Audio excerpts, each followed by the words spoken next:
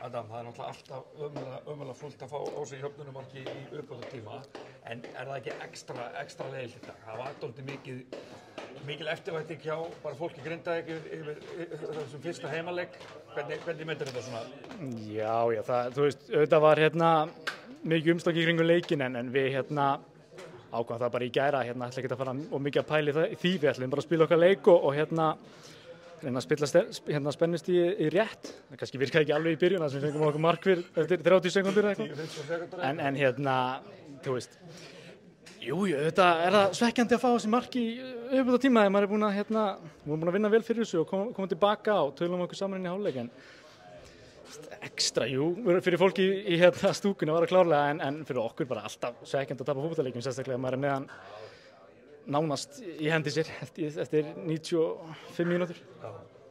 Þú semst að setja tvö bara góð mörk, ánægð með þína frammistöðu svo sem, en aðalega náttúrulega bara ósáttur við að missa þetta niður, en svona, hvað með framhaldið? Hvernig líst þér á þetta? Eitt stig eftir tvö? Já, við verðum bara að vera stíð, það er ekkert annað að gera og þessi deild er bara ótrúleg, skilurðu, maður verður bara að vera on í 100 mínútur í þessari deild, annars er maður bara refsað og það geta öll liðir refsaðir, þó við séu manni færri og marki undir og 1 mínúti eftir, þá verður bara að klára leikina og við erum með ungt lið, ég heldur sem með yngsta lið í deildinni og við verðum bara þroskast hratt og það er komið stig á töfluna og það er bara